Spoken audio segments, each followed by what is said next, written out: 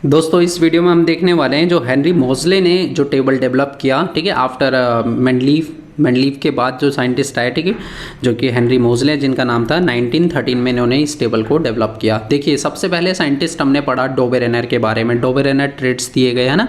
उसके बाद हमने देखा न्यूलैंड के बारे में, न्यूलैंड ने लॉ ऑफ ऑक्टेव दिया, ठीक है, एवरी एट्थ एलिमेंट की प्रॉपर्टी जो थी वो सेम थी।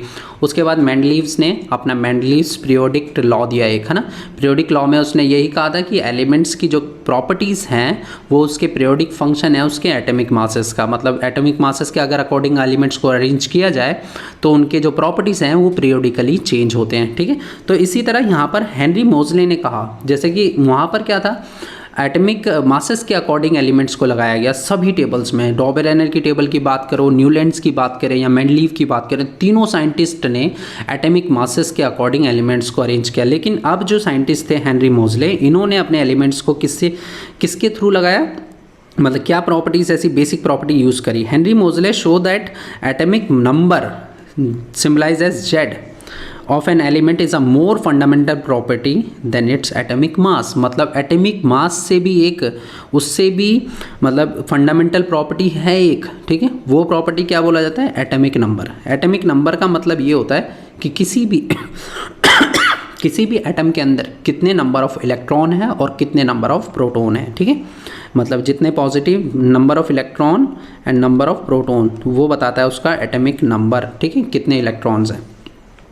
तो Mendeleev's periodic law was modified and atomic number was adopted as the basis of modern periodic table, है ना। मतलब जो बस कुछ नहीं किया गया, सिंपल सा एक जो एटॉमिक मासेस के अकॉर्डिंग उसने जो मेंडलीव ने अपना एक लॉ दिया था ना, मेंडलीव पीरियोडिक लॉ दिया था जो, ठीक है। उसी तरह यहाँ पर अब क्या कहना, मॉडर्न पीरियोडिक टेबल दी गई, मॉडर्न पीरियोडिक लॉ दिया गया एक, ठीक है। बस मेंडलीव के ही पीरियोडिक लॉ को थोड़ा सा मॉडिफाई किया गया, उसमें क्या किया गया, एटॉमिक मासेस की जगह अब डाल दिया गया एटॉमिक नंबर, ठीक है।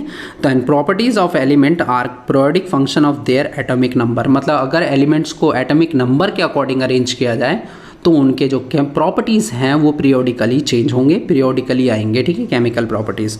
And modern periodic table take care of the 3 limitations of the Mendeleev's periodic table, है ना। सीधी सी बात है, हेनरी मोज़ले ने जब अपने एलिमेंट्स को एटॉमिक नंबर के अकॉर्डिंग लगाया तो वो जो दिक्कतें आ रही थी ना, जो एटॉमिक मासेस के अकॉर्डिंग लगाने से जो दिक्कतें आ रही थी वो सारी दिक्कतें अब ख़त्म हो गई थी, ठीक है।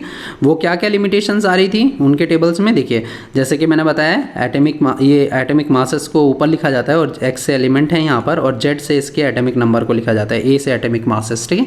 तो यहाँ पर अब एटॉमिक नंबर के अकॉर्डिंग जब लगाया गया एलिमेंट्स को तो देखिए क्या क्या लिमिटेशंस करेक्ट हो गई। पहला तो no fix position of hydrogen जो था लिमिटेशन वो करेक्ट हो गया, क्योंकि हाइड्रोजन का एटॉमिक नंबर 1 होगा आप, ठीक है, क्योंकि एक ही उसमें इलेक्ट्रॉन एक ही प्रोटॉन होता है तो इसलिए उसका एटॉमिक नंबर 1 है, और 1 होने की वजह से वो जो है पहले नंबर पे आएगा, ठीक है। Wrong order of atomic masses of some element could not be explain. जो रॉन्ग ऑर्डर था ना एटॉमिक मासेस का, अब वो भी एक्सप्लेन किया जा सकता था। क्यों? क्योंकि जिसका एटॉमिक नंबर कम होगा उसको आगे रखा जाएगा और ज़्यादा एटॉमिक नंबर वाले एलिमेंट को पीछे रखा जाएगा, तो वो ऑर्डर भी अब उस ऑर्डर में भी दिक्कत नहीं आ रही थी, ठीक है। And position of isotopes could not be explain. जो आइसोटॉप्स का टॉपिक था, आइसोटॉप्स रिलेटेड था एटॉमिक मासेस से, है ना, मास नंबर से रिलेटेड था।